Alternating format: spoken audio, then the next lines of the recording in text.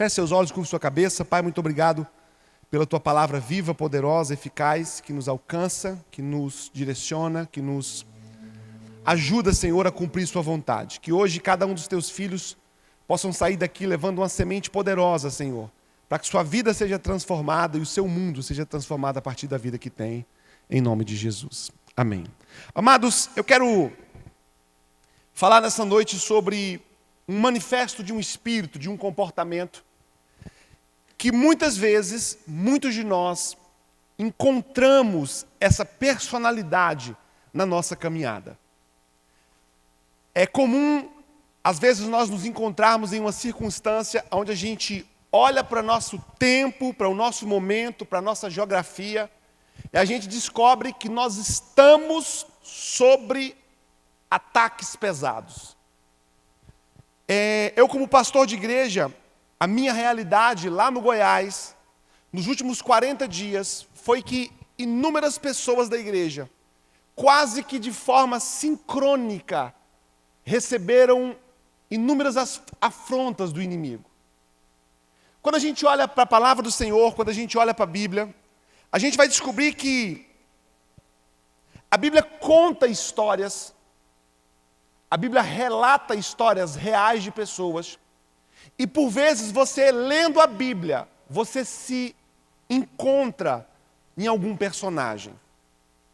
Às vezes você vai olhar para a história de Davi ou para a história de Israel e você vai se achar exatamente naquela circunstância. Um grande desafio, um gigante. Todos os homens bíblicos tiveram suas exposições em todos os extremos, nos seus acertos e nos seus erros também. Para que ficasse para nós sombras, manchas, para que a gente pudesse se identificar com inúmeros padrões que se repetem. Você vai olhar na palavra de Deus, você vai descobrir que os homens mudam, mas o inimigo continua o mesmo. E porque os homens mudam e o inimigo continua o mesmo, o diabo não precisa renovar suas estratégias de ataque. Por quê, pastor? Porque daqui a 100 anos, nenhum de nós estaremos aqui. Aquilo que você está sofrendo hoje será aplicável para outro ser humano daqui a 70 anos. Ele não precisa mudar o modus operandi. E eu quero puxar o modus operandi de uma prática espiritual contra os filhos de Deus, que por vezes se repetem em nossas vidas, e quando essa prática se repete, se nós não tivermos o conhecimento bíblico e histórico para como se portar nesse lugar, muitos de nós sofreremos o dano do ataque. Por dezenas de vezes a história de Israel sofreu com os descendentes de Amaleque. Você vai pegar os filhos de Amaleque, que são chamados na Bíblia como amalequitas, por centenas e centenas de anos, a história do povo hebreu, ou a história de Israel, ela se encontra com os amaleques, com os amalequitas. O padrão se repete inúmeras vezes. E em todos os encontros de Israel com o espírito amalequita, ou com o manifesto de Amaleque, nós vamos descobrir que inúmeras coisas eram idênticas na forma de ação. E por vezes eu consigo olhar para a vida de alguns irmãos e descobrir que o mesmo padrão do espírito de Amaleque, dos descendentes de Amaleque, se realizam nos presentes dias. Por mais que não haja entre nós nenhum amalequita, mas o manifesto do comportamento do amalequita, ele por vezes bate a nossa porta. Amaleque era neto de Esaú, bisneto de Isaque e tataraneto de Abraão.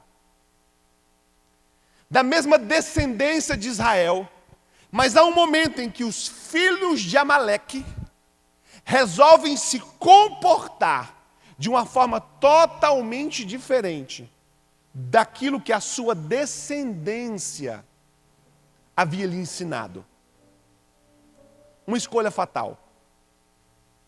E quando esse povo começa a se comportar de forma diferente dos seus antecedentes, por vezes, a forma com a qual ele se comportava se tornava em confronto, em zona de colisão. Quem está comigo, diga amém. Todos os feitos dos descendentes de Amaleque foram ruínas, perdas, injustiça, divisão, medo, sabotagem, roubo. Tudo que Amaleque colocava mão, o resultado era desastroso. Você vai estudar tudo que os filhos de Amaleque fizeram e você não vai ver bondade nenhuma nesse povo. E por mais que esse povo não existe hoje, é fácil a gente descobrir que o padrão com o qual esse povo agia se repete hoje em nossos dias.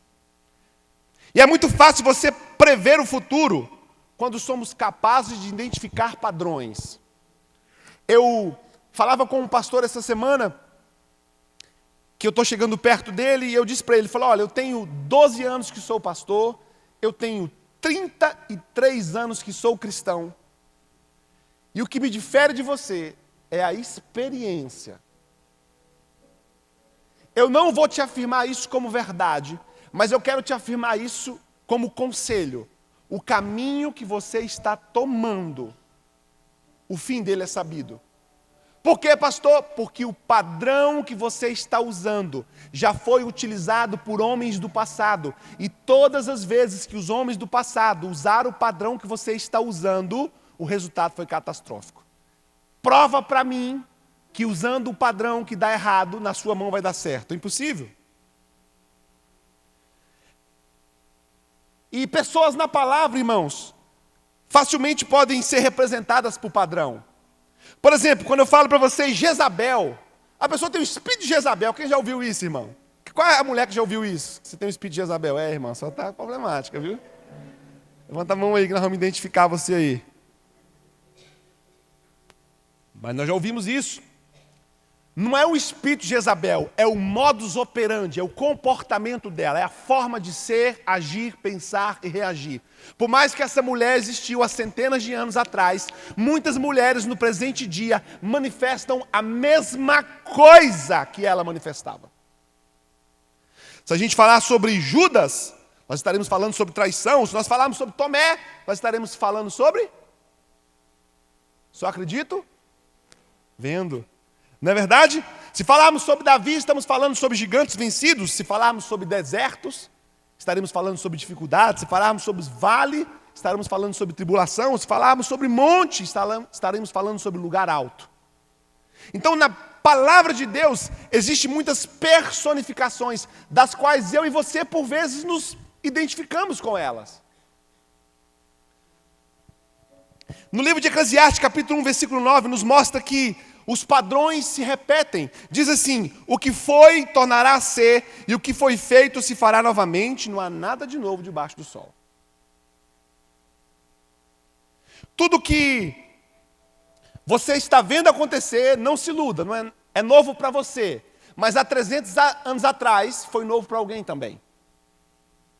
Então não há nada de novo, os padrões são repetidos.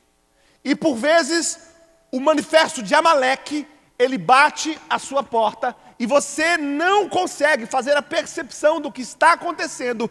E porque não consegue fazer a percepção do que está acontecendo, não consegue reagir à altura desse ataque. Eu quero dar algumas informações importantes sobre o ataque de Amaleque.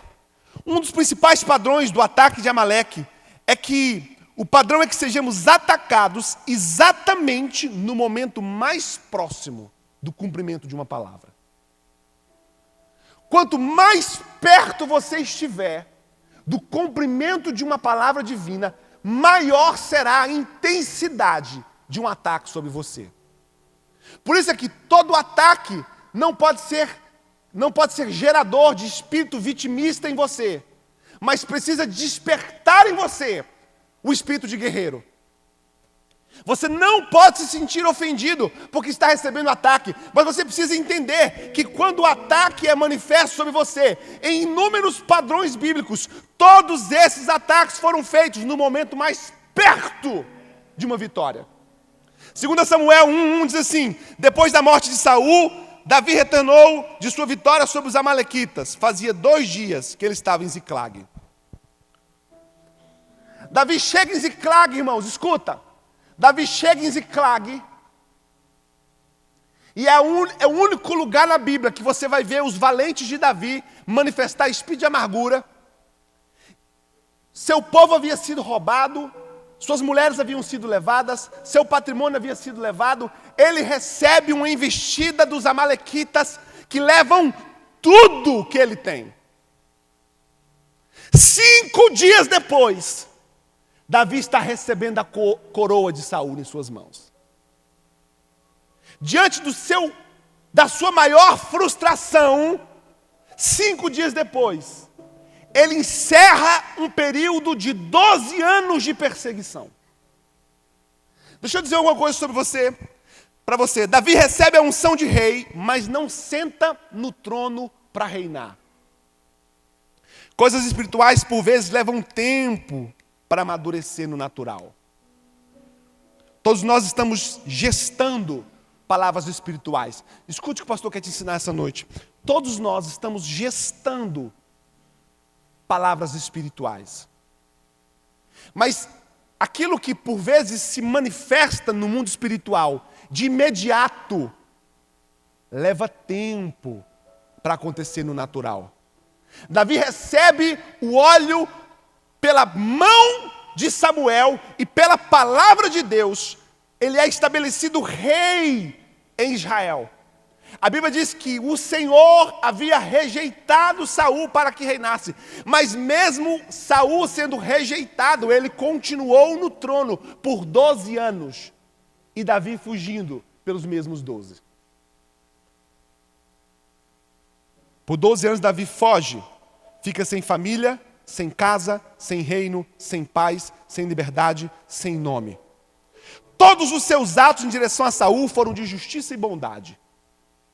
Tudo o que Davi lançou aos pés de Saul foi atos de justiça e de bondade. Escuta o que eu vou lhe dizer, não é fácil estar no lugar onde você entrega bondade e recebe perseguição. Aceitar uma palavra profética, por vezes, vai te colocar no lugar do desconforto, do desgaste e da vergonha. Nós fomos mal ensinados quando somos ensinados a receber uma palavra profética e não a aceitar o peso dessa palavra. Porque toda palavra profética carrega consigo o resultado, mas carrega consigo o processo. Nós queremos abraçar de imediato o resultado e queremos rejeitar o processo. Davi é ungido rei. E Davi é treinado para ser rei durante 12 anos. O que capacitou Davi a ser o maior rei de Israel até hoje foi um treinamento intenso de desprezo, de maldade, de frustração, de medo, de ausência, de perca, de injustiça por 12 anos. E quando ele estava no período mais próximo de receber a sua coroa, quem passa no caminho de Davi? Os descendentes de Amaleque. Vão até o seu acampamento, irmãos, e roubam tudo.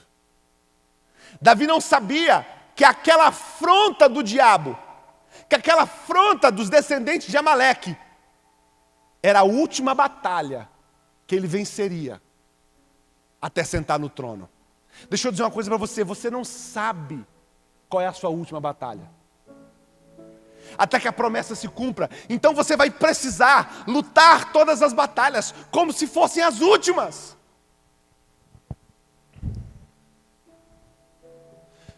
Esse ataque vil que ele recebe, irmãos,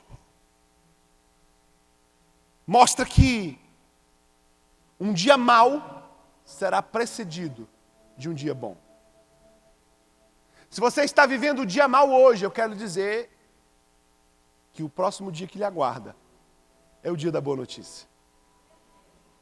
Então viva o seu dia mau com alegria, porque até o dia da sua morte, irmãos, é um dia que merece ser vivido. no momento mais perto do seu dia bom, dias maus te antecederão.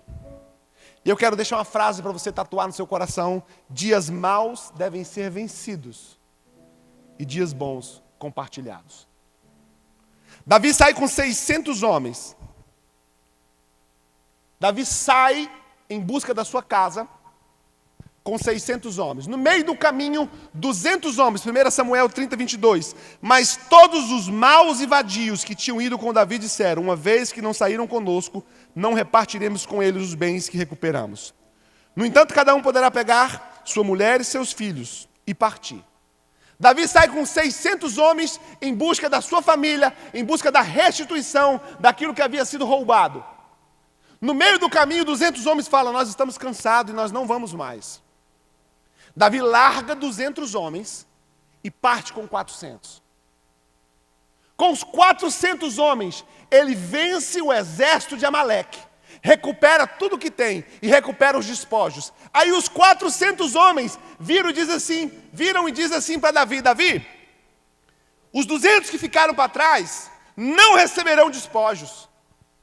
O máximo que eles vão poder pegar é seus filhos e suas esposas. Olha o que Davi nos ensina. Davi respondeu: não, meus irmãos, não façam isso com o que o Senhor nos deu.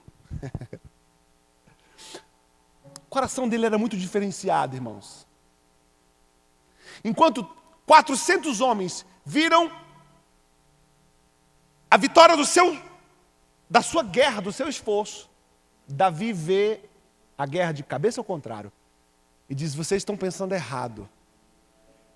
Essa não foi uma vitória que nós tivemos, essa foi uma vitória que o Senhor nos deu. E se o Senhor nos deu, nós não podemos deixar de repartir com todos. Davi respondeu: não, meus irmãos, não façam isso com o que o Senhor nos deu. Ele nos protegeu e entregou em nossas mãos as forças que vieram contra nós. Quem concordará com o que vocês estão dizendo? A parte de quem ficou com a bagagem será a mesma de quem foi à batalha. Todos receberão iguais. E mais do que isso, irmãos, Davi fez disso um decreto e uma ordenança para Israel, desde aquele dia até hoje. E quando Davi chegou em Ziclag, enviou parte dos bens à autoridade de Judá, que eram seus amigos, dizendo: eis um presente para vocês, tiraram dos bens dos nossos inimigos. Ele enviou este presente às autoridades de Betel, de Ramote, de Neguebe, de Jati, de Aroé, de Sinfomité, de Estamoé, de Racal, da cidade dos Emelitas e dos Queneus, e de Armoá, de Corazã, de Atasse, de Hebron, de todos os lugares onde Davi e seus soldados tinham passado. Davi vence os amalequitas, pega o despojo e diz assim: por todos os lugares que nós passamos e nós fomos abençoados, nós enviaremos um presente. Por que, Davi? Porque dias maus precisam ser vencidos e dias bons precisam ser compartilhados. Por vezes você não usufruirá do resultado da sua luta, porque você não tem um coração disposto a partilhar os despojos de Amaleque. Nós precisamos receber esse coração agora, enquanto não temos nada, e dizer: Senhor, quando eu superar essa guerra, quando eu superar essa luta, quando eu superar essa afronta, aquilo que o Senhor me entregar, eu repartirei com quem fez parte da minha história. Durante 12 anos, Davi fugiu como um cão da mão de Saul. E em inúmeros lugares, ele achou abrigo, ele achou lugar, ele achou um pão para comer, ele achou água para beber, ele achou armas para lutar. E ele foi visitando lugar por lugar e dizendo: aquilo que o Senhor concedeu a nós, nós estendemos a vocês. Na luta contra Amaleque, você precisa entender que lutar é tão importante quanto depender.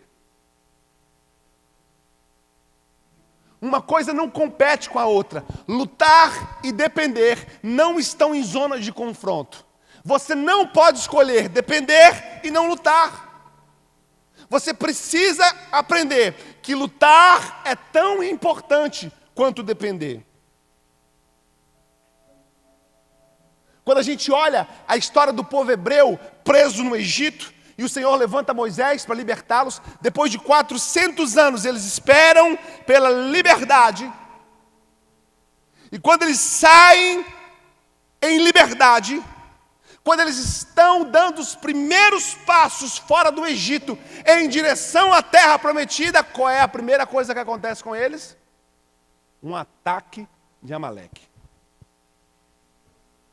A Bíblia diz que os amalequitas vieram por trás.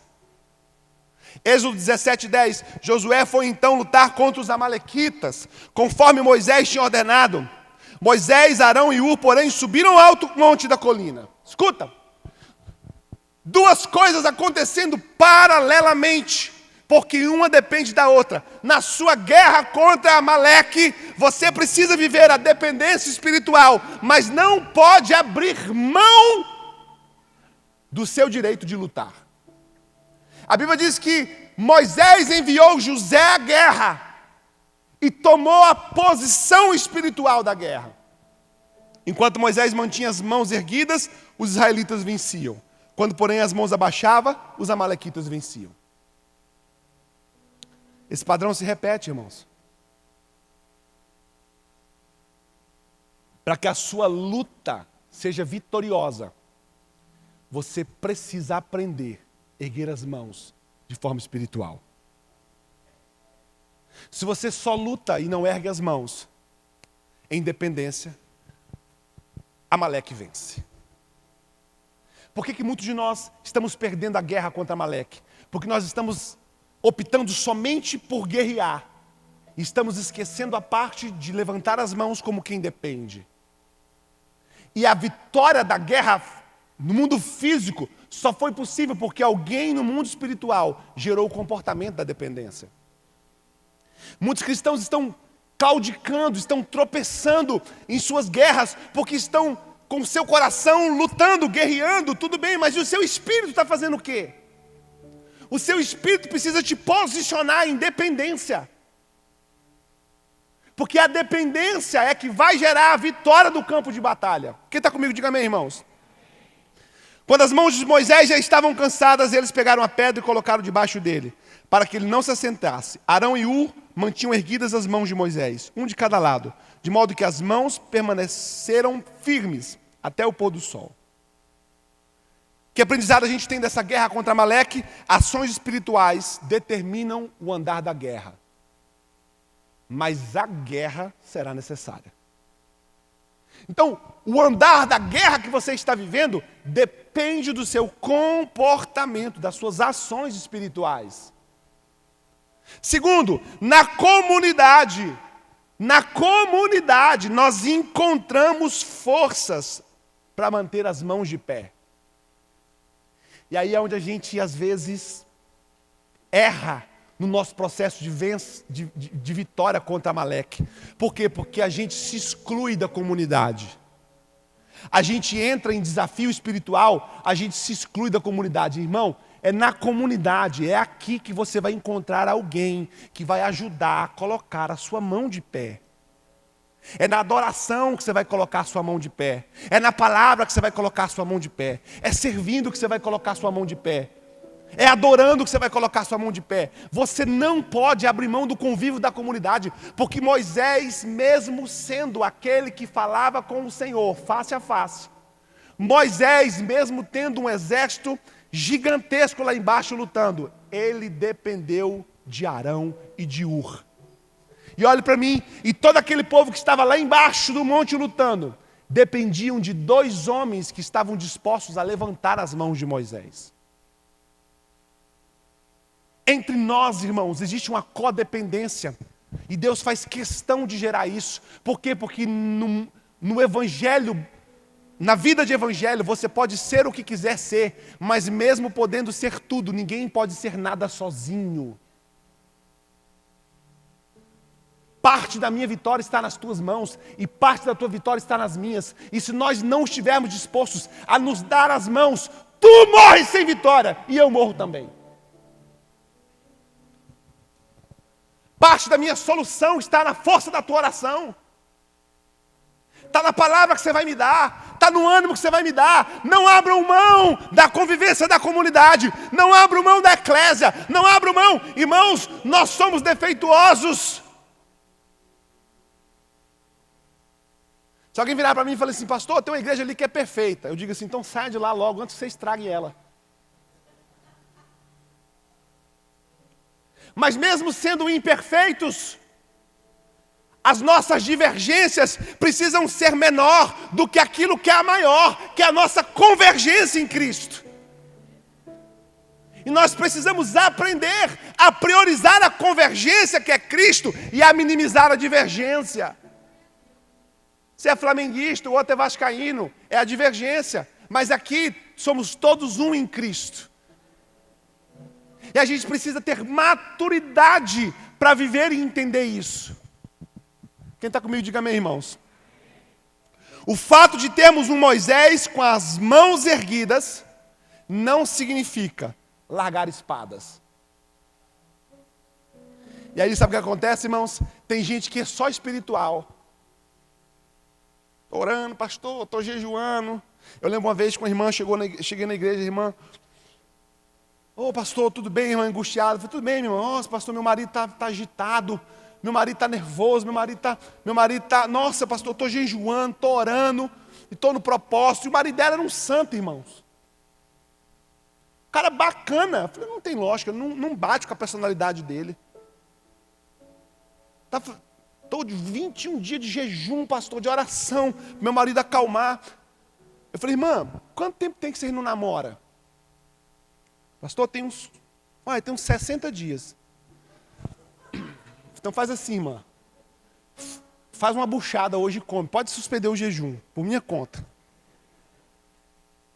Pode suspender o jejum, pode precisar orar mais não. Vou resolver seu problema agora. Pode suspender. Jesus já respondeu a sua oração. Eu sou a resposta. Bote uma roupinha daquela de Batman, né? Com rabinho e tudo, se puder. Quando ele entrar, você dá um pescoção nele, joga ele para dentro. Só para quando ele ameaçar ligar para a polícia. Aí você para. Me ouça, minha irmã. O que você está precisando fazer, oração não resolve. E aí domingo o irmão chegou na igreja. Irmãos, foi tão engraçado. Ele chegou, ele parou o carro, ele já desceu, já abriu a porta para ela descer. Eu falei, ele ligou para a polícia, né? Sabe por quê, irmãos? Porque existem coisas que oração não resolvem. Se você carrega a mágoa de alguém, você vai orar 20 anos, até o dia que você resolver perdoar, nada vai acontecer. O fato de termos um Moisés com as mãos erguidas, não tira de nós a responsabilidade de empunhar espadas. Seja assim, o máximo espiritual que você puder, mas não se esquive das suas responsabilidades em atitudes. Arão, irmãos, que segurou uma das mãos de Moisés, essa palavra significa inspirador. Sabe o que isso me ensina, irmãos? É que devemos ser a inspiração de alguém para vencer. Olha para o pastor, a sua inspiração de vitória estará entre nós. Você vai ouvir o testemunho de alguém que passou pelo mesmo problema que você passou, com os filhos, com as finanças. A pessoa vai contar como saiu e aquela pessoa vai ser o seu Arão, vai ser a sua inspiração. Então, da mesma forma que você vai precisar de alguma inspiração para se manter de pé, você também precisa ser a inspiração de alguém que quer ficar de pé. Por isso é que o relacionamento da comunidade é onde nós vamos ouvir na palavra do Senhor inúmeras vezes, uns aos outros, uns aos outros, uns aos outros, uns aos outros. Significa viveu no mesmo tempo. Duas coisas mantiveram a vitória do povo de Israel. A primeira é a inspiração. A segunda, alguém que viveu no mesmo tempo. O que você quer dizer com isso, pastor? Pessoas do seu tempo precisam estar perto de você. E aí a gente tem uma grande lacuna. Por quê? Porque nós não conseguimos optar por manter fora pessoas do passado. Existe o tempo das coisas e existem pessoas para os tempos.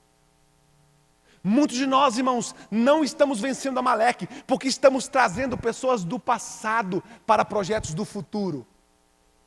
E Ur era a pessoa do presente tempo. Escuta o que eu vou lhe ensinar. Para o seu presente tempo agora, Deus terá uma pessoa, Deus terá uma conexão, Deus terá alguém que Ele vai usar para te abençoar, para te prosperar, para te ajudar, para te fortalecer. Enquanto você estiver mantendo expectativa nas pessoas do passado, as pessoas do presente não serão manifestas. Esteja atento para a pessoa do agora.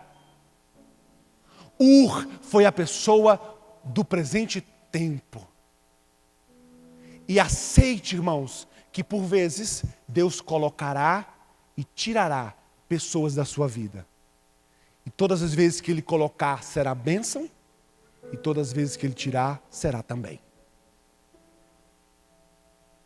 Quando você se apega com pessoas do passado, você fica impedido de viver o seu futuro. Eclesiastes 3:1 diz que tudo tem o seu tempo determinado. E há tempo para todo propósito debaixo do sol. Tudo tem um tempo, irmãos. Aceite que o tempo de algumas pessoas passou. Desapegue, solte, libere, deixe ir embora. Porque você está trabalhando tanto, se esforçando tanto para manter alguém agora que deveria ter ficado no ontem. Grande parte das nossas crises, irmãos, escuta o que o pastor vai dizer, grande parte das nossas crises não são em relação ao nosso futuro. São em relação ao nosso passado. E a história mal resolvida sombreia um futuro mal resolvido. Mas se você clareia o que está às suas costas, o que está diante dos olhos brilhará. Precisamos aprender a sermos pessoas resolvidas com o nosso tempo. Tem gente que tomou um prejuízo, irmãos. Tem 5 anos e está chorando um prejuízo de 5 anos atrás. Você perdeu 5 anos chorando o prejuízo de um dia. E aí você se torna um amargurado. Você se torna uma amalequita. E quando você se torna um amargurado, você começa a ser o manifestador do espírito de Amaleque. Amaleque se personaliza em você. Você se torna o Amaleque de alguém. A sua cosmovisão de mundo se torna o Amaleque de alguém. Então o cara chega aqui e fala assim, rapaz, comprei um Tigo. Você é chinês, não vale nada. Amaleque, tu é Amaleque. Você está saqueando o riso de alguém. Arrumei um namorado, muito velho para você, muito novo para você. A digital de uma amalequita, irmãos, é repleta de um pensamento, de uma cosmovisão amarga. Você pode espremer o tanto que for, não sai nada doce. Ele vem para o culto, ele reclama que o som estava alto, que a luz estava pouca, que o pastor pregou muito, que falou demais de oferta. A percepção dele, tudo é na perspectiva de que existe algo ruim. Ele é sabotador, ele é amargo, ele é roubador e ele quer destruir qualquer lapso de alegria que exista perto dele. Porque o amalequita, irmãos, quando ele ia roubar um povoado, aquilo que ele não conseguia levar, ele queimava, mas não deixava nada para ninguém. É a pessoa que torna a sua amargura, ou tenta tornar a sua amargura a realidade de todos os que estão à sua volta. Se eu sou infeliz, você não tem o direito de sorrir perto de mim. Se eu sou mal amado, você não tem o direito de se sentir amado perto de mim. E facilmente, irmãos, você pode deixar de ser um descendente de Abraão, de Isaac e de Jacó e ser um descendente de Amaleque. Por suas escolhas. Outra perspectiva de... Quanto tempo eu tenho, família? Já derrubei o relógio 2 vezes aqui. Outra perspectiva de que nós estamos sob o ataque de Amaleque é quando as nossas colheitas estão sendo roubadas. Sabe aquele momento assim que você planta, que você trabalha, que você vai, quando chega a hora de você fazer o gol, você toma um cartão vermelho. Puf! Quantas vezes você já chegou no quase? Quase, nossa, achei que era a minha vez, achei que ia chamar a minha senha do casamento. Chamou do vizinho. Colheitas roubadas. Juízes 6:3. Sempre que os israelitas faziam suas plantações, os medianitas e os amalequitas de outros povos da região a leste deles as invadiam. Acampavam na terra e destruíam as plantações ao longo de todo o caminho, até Gaza, e não deixavam nada vivo em Israel, nem ovelhas, nem gados, nem jumento. O povo, irmãos, olha para o pastor, o povo fazia tudo o que precisava ser feito. A natureza correspondia com o que estava sendo feito. Eles plantavam, cuidavam, mas na hora da colheita, Amaleque invadia e tomava tudo. Quantos de nós não estamos cansados, irmãos, de trabalhar, de fazer tudo certinho, de dizimar, de ofertar, de fazer a coisa certa, de ser justo, de andar em obediência, de andar em fé, e na hora da colheita, some tudo. Parece que passa um vento, irmãos, e sai desmontando tudo que você montou. Como sabemos que estamos sem colheita, pastor? Então o anjo do Senhor veio e sentou sobre a grande árvore de Ofrã, que pertencia a Abiesrita Joás. Gideão, filho de Joás, estava malhando o trigo no lagar para escondê-los do medianita. Quando é que você sabe que você está sem colheita? Quando você está malhando o trigo no lagar. Porque o trigo deveria ser malhado na eira, e no lagar se pisavam as uvas para o vinho. Nós estamos sem colheitas, irmãos, quando estamos malhando o trigo no lagar. Quando no meu lugar da alegria, o lagar onde o trigo estava sendo malhado era o lugar da alegria do vinho. Mas no lugar da alegria do vinho, estamos em enfadoso trabalho.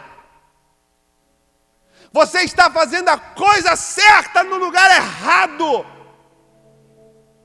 E a coisa certa no lugar certo você não terá, que é a alegria do vinho. Nós estamos em enfadoso trabalho e estamos sem colheita. Pastor, como faz para sair desse lugar? Primeira coisa que você tem que ter é receber uma palavra profética. E esse é o maior desafio, o seu coração aceitar que pouse sobre ele uma palavra profética. Por quê, pastor? Porque a palavra profética ela vai contradizer toda a realidade que você está vivendo. E nós estamos acostumados a nos comportarmos pela realidade, pela circunstância. Então olha o que o texto diz, Juízes 6:12. Então onde o Senhor apareceu a Gideão e lhe disse: o Senhor está com você, poderoso guerreiro. Que poderoso guerreiro! O cara está malhando trigo no lagar, escondendo a sua colheita dos amalequitas. Aonde está um homem poderoso nesse cenário, irmãos? Aonde está um grande guerreiro nesse cenário? Ele não existe no cenário, mas ele existe na palavra que foi liberada. E você não precisa que o seu cenário esteja a seu favor. Ao contrário, o seu cenário deve estar contra, porque só em cenários contrários a palavra profética faz sentido. Não adianta virar para quem é bonito e dizer que é bonito, irmãos. Tem que virar para quem é feio e falar: você é bonito, você é doido. Não está vendo beleza nisso aqui? Profético? Vai chegar. E Gideão diz assim: Senhor, se o Senhor está conosco, por que nos aconteceu tudo isso? Onde estão as suas maravilhas que os nossos pais nos contavam quando diziam: não foi o Senhor que nos tirou do Egito, mas agora o Senhor nos abandonou e nos entregou nas mãos de Midian. Ele reclama, irmãos. Ele descredencia a palavra que ele recebeu. Escuta, irmãos, que esse mesmo espírito a gente faz. A gente faz do mesmo jeitinho. A gente vem para esse lugar, a gente recebe uma palavra, mas nós mesmos descredenciamos a palavra recebida. O anjo, irmãos, quem foi que já viu um anjo aqui, irmão?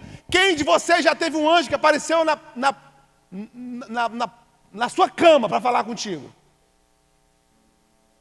Se ele aparecer, você vai dar crédito? Sim ou não? Gideão não deu. O anjo apareceu e disse: homem forte, valente, Ele falou, de onde você está tirando isso?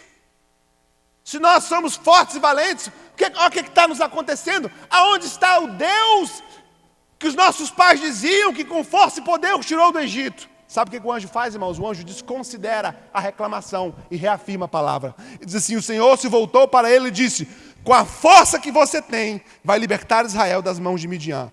Não sou eu quem está te enviando? E eu quero ensinar algumas coisas para você sobre isso.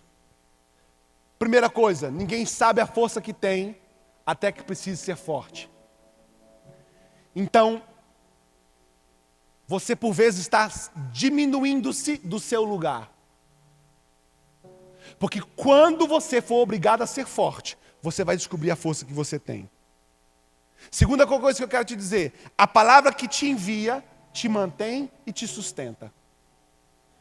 O anjo diz assim, com a força que você tem, vai libertar Israel das mãos de Midian. Não sou eu quem está te enviando? Aquele que libera a palavra, te envia, te mantém e te sustenta. Então, se você recebe uma palavra, você pode dar crédito a ela, que essa mesma palavra vai te pegar do lugar onde você está e vai continuar com você até o lugar que você precisa estar. Segunda coisa que a gente aprende com esse homem de Deus, pessoas demais nunca ajudam. Não espere ajuda de muita gente. As nossas expectativas, por vezes, são espalhadas em inúmeros rostos. Então, a solução do seu problema, você compartilha ela com o pai, com o tio, com o avô, com a mãe, com o sogro, com o cunhado. Ei, não faça isso. Deus não usará muitas pessoas. Por quê, pastor? Porque não é o modus operandi de Deus. Ao contrário, Deus, por vezes, vai nos tirar inúmeras estruturas para que a vitória seja crédito dele e de mais ninguém. Juízes 7:2, o Senhor disse a Gideão, vai, você tem gente demais para eu te entregar Midian nas tuas mãos. A fim de que Israel não se orgulhe contra mim, dizendo que a sua própria força o libertou, anuncie, pois, o povo, que todo aquele que estiver tremendo de medo pode ir embora do monte de Gileade. Então 28.000 homens partiram e ficaram apenas 10.000. Gideão começa o seu processo de vencer a ausência de colheita com 28.000 homens. Na primeira lapada, 38.000 homens. Na primeira lapada, ele perde 22.000. Por quê? Porque Deus não precisa de muita coisa para fazer tudo. E a gente cria o pensamento ao contrário. A gente quer muita estrutura. Muita estrutura é ausência de fé, irmãos. E a ausência de fé é a ausência de Deus. A ausência de fé é a ausência de milagre. O que você escolhe, estrutura ou dependência de Deus? Eu quero lhe dizer que com os 32.000 homens que Gideão tinha, sem Deus, ele perderia a guerra. E nós estamos optando lutar com toda a nossa estrutura e sem a dependência de Deus.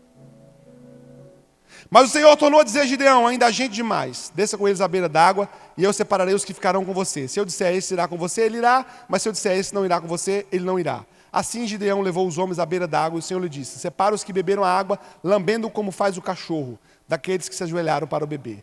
O número dos que lamberam a água levando as mãos, a boca foi de 300 homens.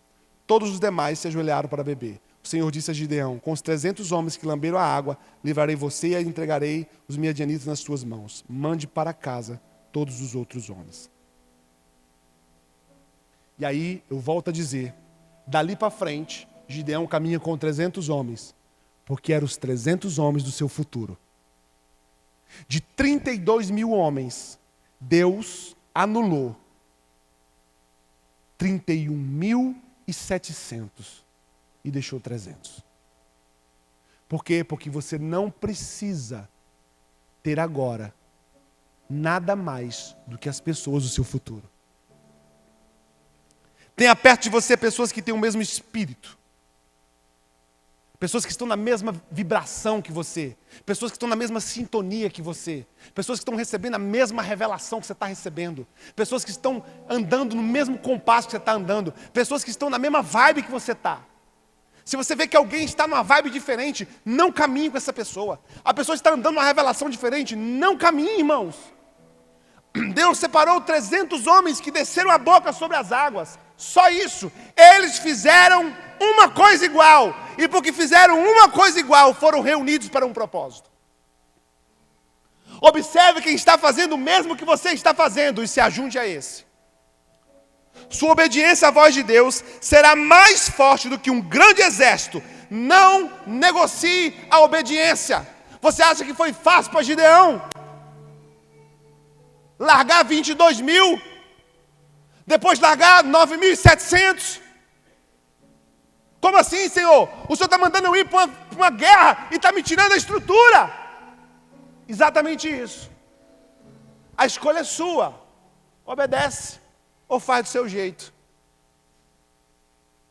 Faça as coisas à maneira de Deus. Olha para o pastor, irmãos. Aqui a gente erra muito. Por quê? Porque nós fazemos as coisas de Deus à nossa maneira. E fazer as coisas de Deus à nossa maneira não é fazer as coisas de Deus. Porque mais do que aquilo que você faz, Deus está enxergando o que te motivou a fazer. Então, quando a viúva entrega ali as suas poucas moedas, Deus não está olhando o que ela está entregando com as mãos, Deus está olhando o que ela está entregando com o coração. A motivação dela era correta. Então, mais do que fazer o que Deus está mandando você fazer, você tem que fazer a maneira de Deus. Quando Paulo diz assim, traga com alegria, porque Deus ama quem dá. Não, Deus não ama quem dá, Deus ama quem dá com alegria. Dar sem alegria é não ser amado por Deus. Qual o sentimento que você tem quando você dá? É de que vai fazer falta? É de que pede muito? Você deu, mas não deu a maneira de Deus. E porque você não deu a maneira de Deus, você será rejeitado, e a sua oferta também. E para encerrar, é muito importante, na luta contra a Amalequita, você descobrir como você se vê. Provérbios 23:7 diz assim, porque como imaginou na sua alma, assim ele é. E ele te dirá, come e bebe, mas o seu coração não está contigo. Então o Senhor olhou para ele e disse, vai nessa tua força, livrarás Israel das mãos dos medianitas. Porventura não te enviei eu? E ele disse, ai Senhor meu, com que livrarei Israel? Eis que a minha família é a mais pobre de Manassés, em Manassés, na minha tribo, e eu o menor da casa do meu pai. Deus vira e fala assim para ele, vai Gideão, sai com essa tua força. E fala, esse WhatsApp está para a pessoa errada, Senhor. A minha casa é a menor da minha tribo. E eu sou o menor da minha casa. As coisas que o Senhor está dizendo ao meu respeito, eu não me enxergo nelas. Mas o fato de você não estar se enxergando nelas, não significa que elas não são sua realidade. Por isso, tanto quanto aquilo que Deus diz sobre você, é importante você se ver naquilo que Deus está dizendo. Porque se você não se vê naquilo que Deus está dizendo, aquilo que Deus está dizendo não fará sentido para você. Irmãos, temos que ter feeling espiritual. Uma vez, queridos, eu fui aos Estados Unidos e falei de um dos nossos projetos chamado Bola Certa. Eu precisava levantar 35 mil reais para tocar o projeto. Aí lá nos Estados Unidos eu ganhei 2 guitarras. O irmão viu o projeto, falou, leva essas 2 guitarras e vende e faz seu projeto. Eu vim, irmãos, uma alegria. Nossa! Vou fazer meu projeto. Quando eu entro aqui no Brasil, a Receita Federal me toma as 2 guitarras. Aí eu fui lá para o chão, irmãos. Um dia indo de Anápolis para Brasília, eu e mais 3 irmãos, nós paramos para tomar café, todos tomamos cappuccino. Aí vieram os cappuccinos e o meu veio escrito fé. Eu olhei, falei, não, está errado isso aqui.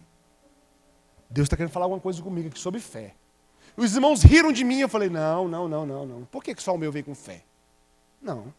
Eu comecei, Deus, onde está faltando fé? Isso no sábado. Onde está faltando fé, Senhor? Onde está faltando fé, Senhor? Deus me fala onde está faltando fé. No domingo eu fui com o Ravé, meu filho, jogar futebol. Chegou lá, tinha um molequinho chamado Cebolinha jogando bola. Eu brinquei um pouquinho com eles no campo, dei uma corrida assim, cansei, voltei, sentei. Aí veio o Cebolinha. Ei, tio, beleza? O senhor é bacana. Me deu uma mão assim, eu dei um tapinha na mão dele. Pá, e aí, Cebolinha? Você mora onde? O bairro que ele morava estava a 8 quilômetros do campo. Eu falei assim, uai, Cebolinha, como é que você veio para cá? Vim andando. Cadê seu pai? Eu falei, eu queria saber onde está meu pai também, para ver se ele paga a minha pensão. Então você gosta de futebol, hein, Cebolinha? Ele merejou o olho e falou assim, futebol é minha vida. Eu falei assim, você tem vontade de fazer uma escolinha? Ele começou a chorar. Eu falei, eu tenho, mas não tenho dinheiro. Aí Deus virou e falou assim para mim, fé. Eu me vi na palavra. E a palavra fez sentido para mim, irmãos. Eu ativei. Falei, pelo Cebolinha, fé. Domingo, irmãos, eu dei uma palavra. Na segunda-feira eu recebo uma ligação. Vem aqui, pastor, em casa. O irmão me dá a chave de uma moto, falou, faz a rifa da moto e toca o projeto. Enquanto você não se vê na palavra que é liberada para você, ela não fará sentido para você. Quando o Gideão recebe a palavra, você é um homem forte, você é corajoso. Ele fala, não, está errado. Então, irmãos, não há defeito na palavra que recebemos. O defeito está em como nos vemos na perspectiva da palavra. Toda palavra é rica, poderosa e fiel, mas se você não se porta à altura daquilo que você está recebendo, aquilo que você está recebendo não fará sentido para você. Então não adianta você vir para cá, domingo após domingo, quarta após quarta, e você não se vê naquilo que está sendo dito, e não aceitar o que está sendo dito como realidade sua. Se você se enxerga como doente, você será sempre doente. Se você se enxerga sozinho, você estará sempre sozinho, mesmo que esteja cercado de pessoas que o amam. Não importa o que você tenha, se você se enxerga diferente, você estará no lugar que você se enxerga. Quiçá você pudesse ir no seu enterro e ouvir o que as pessoas dirão a seu respeito. É inimaginável como as pessoas te enxergam, mas você não se permite se enxergar. Vá no enterro para você ver. As pessoas vão dizer, nossa, um homem bom, trabalhador, fiel, me ajudou nisso, me ajudou naquilo. Todas as pessoas conseguem enxergar o seu valor, mas você foi contaminado pela amargura e pelo vitimismo. E você está se permitindo enxergar o mundo com a ótica errada. Se você se enxerga como alguém que nunca será amado, você nunca será amado. Então pare de se preocupar com as probabilidades. Elas estão contra você e elas precisam estar contra você, porque é somente num ambiente de probabilidade contrária que uma palavra profética faz sentido. Quando está tudo a seu favor, você não precisa de uma palavra profética. Você sabe quem você é pelo nível de ataque que vem contra você. Quer saber qual é o seu pedigree espiritual? Quero. Perceba os ataques que você tem recebido. Os ataques que você tem recebido determinam o seu nível espiritual. Por mais que você não esteja vendo isso, o seu inimigo, o inimigo da sua alma, consegue enxergar o seu potencial melhor do que você. Não importa o que eu vejo em você, até que você esteja disposto a ver também. Nós pastores sofremos, irmãos. Por quê? Porque vocês são poços rotos. Gente cheio de dom, de talento, e está enterrando, está guardando, está esperando o tempo certo, está esperando alguma coisa se resolver. Pessoas extraordinárias, a solução da cidade está nas mãos de vocês, mas vocês não querem pôr as mãos para trabalhar, porque não se enxergam fazendo as coisas extraordinárias de Deus. Aí se levanta um Zé Ninguém como Davi, irmãos, que veio trazer queijo para os irmãos, para o rei, para levar notícia dos irmãos para o pai. E todo mundo, inclusive o rei, olhou para o lado de lá e chamou aquele homem de gigante, de gigante, de gigante. Davi é o único que dá outro nome para ele: filisteu incircunciso. Gigante você não é. Por quê? Porque o gigante da história sou eu. Como você se enxerga, meu irmão? Amaleque vai aproveitar da sua amargura para te oprimir, para te atacar, para te afastar da comunidade, para gerar sobre você o espírito de inferioridade. E ele fala isso com tamanha maestria que você acreditará na mentira que você é preterido. Então o pastor passa, fala com todo mundo e não fala com você. E ali o espírito de Amaleque está em você, já... Pastor não gosta de mim. De onde você tirou isso? Ele não sabe nem teu nome. Como é que ele não gosta de você? Ou você acha que ele sabe o nome de vocês, de 1000 pessoas? Ele é inteligente, irmão, mas não é desse tanto, não. Mas não importa o que ele pensa de você, desde que você pense de si a coisa certa. Diga à pessoa que está do seu lado, você precisa pensar. Diga com fé, você precisa pensar melhor ao seu próprio respeito. Não se pode estar sozinho pelo fato de estar sendo rejeitado. Rejeição não é solidão, irmãos. Escute o que eu vou lhe dizer. Rejeição não é solidão. Rejeição e solidão são coisas diferentes. Rejeição é aquilo que os outros amputam a mim. Solidão é aquilo que eu aceito viver. E por vezes nós precisaremos aceitar a triste realidade de sermos rejeitados, mas na consciência que sozinho não estamos. Por quê, pastor? Porque grandeza fala com grandeza, irmãos. E é por isso que quando você é grande e está falando, as pessoas te rejeitam. Por quê? Porque grandeza não fala com mediocridade. E quando um pensamento grande, nobre, ele surge, o medíocre se afasta. E aí você acredita que a rejeição é solidão. Mas é melhor estar com os pensamentos corretos, sem a presença de pessoas inúteis, do que na presença de pessoas inúteis, ter os pensamentos errados. Elas odeiam você, porque não podem sentir e ver o que você está vendo e sentindo.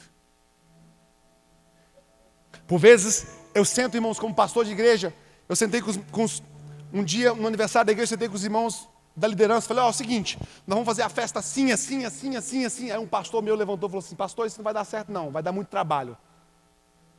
Eu falei assim, faz um favor para mim, você pode ir embora da reunião. O que é isso? Não, você pode ir. Por quê? Porque eu vou te provar que eu vou fazer tudo o que eu disse que vou fazer, sem a sua ajuda. Porque você não está conseguindo ver e sentir o que eu estou vendo e sentindo. Vai acontecer. Sabe o que acontece, irmãos? Quando você expressa a fé, as pessoas que são medíocres te rejeitam. E nesse lugar, você não pode tentar ser aceito pelo medíocre, irmão. Sinta-se feliz por ser rejeitado por ele. O imã nunca rejeita o metal, irmãos.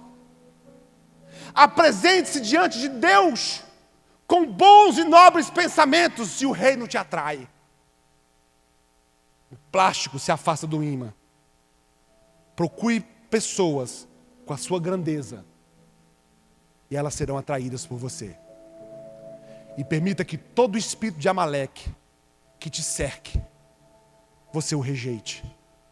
Você não permita que a cultura do amalequita, do destruidor, do vingativo, daquele que joga irmão contra irmão, um contra o outro, daquele que vê ao lado pessimista, esse é o espírito de Amaleque. Esse não anda com grandeza. Escolha ser grande e os medíocres se afastarão de você. Fique de pé em nome de Jesus.